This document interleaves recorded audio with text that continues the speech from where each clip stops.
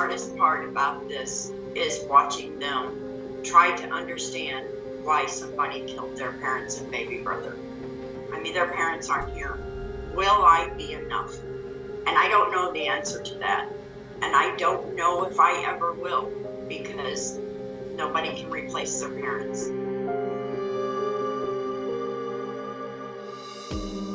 The hardest part about this is watching them try to understand.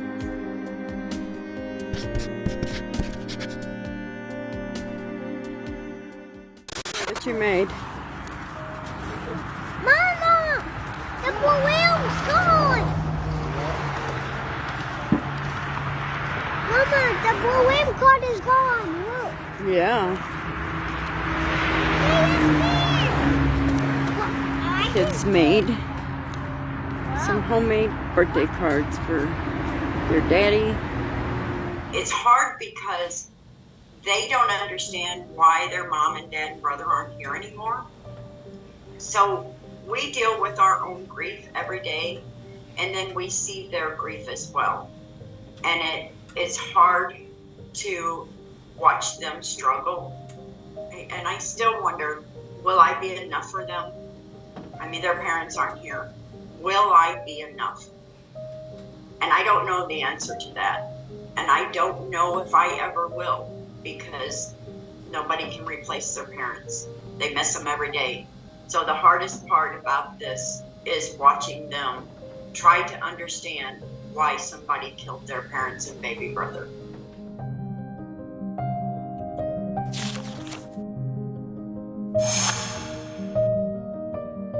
The worst thing about it is families have to wait so long for justice.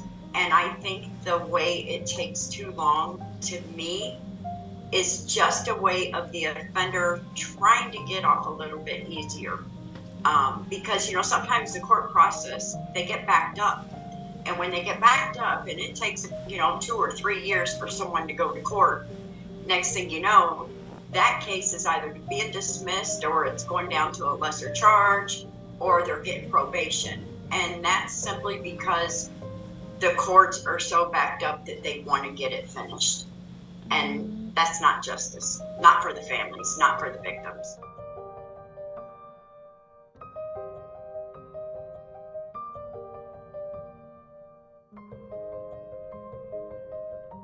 I've seen too many people struggle and financially and mentally.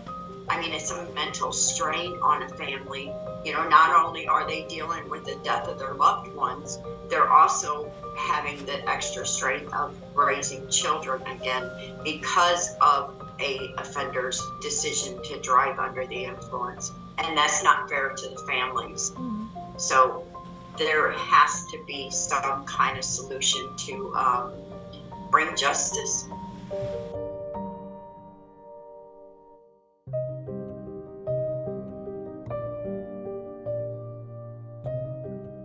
Well, financially, we're okay. When I created this bill, I did not create it for my family. I created Bentley's Law to help other families.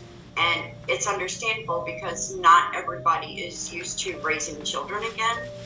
So having that financial stability for most is not there. Through Bentley's Law, it can give them a little bit of relief.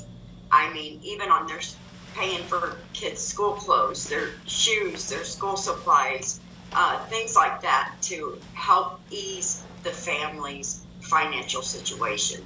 What Bentley's law does is it allows an offender to pay a child restitution when an offender kills a parent or parents or the guardian from driving under the influence and there's children that are left behind. They are responsible financially because they killed the parents, which takes out the financial support of the children or a child. That one of the children, turned the age of 18.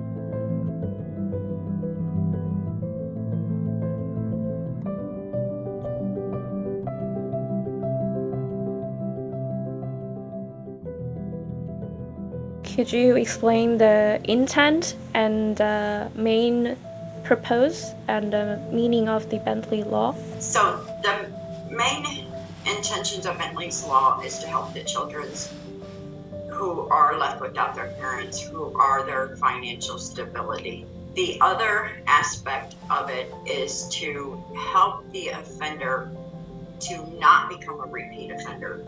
It is about finally getting some kind of justice and understanding and knowledge for them to understand the impact of what they really did, to stop,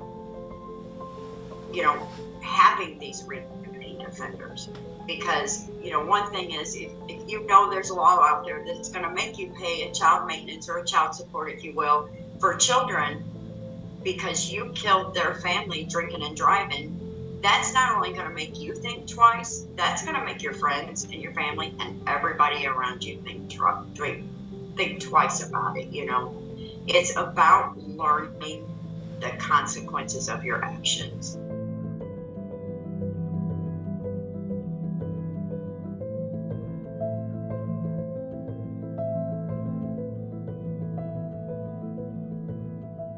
By creating Bentley's law, we are allowing that consequence to stick and for them to hopefully never drive under the influence again.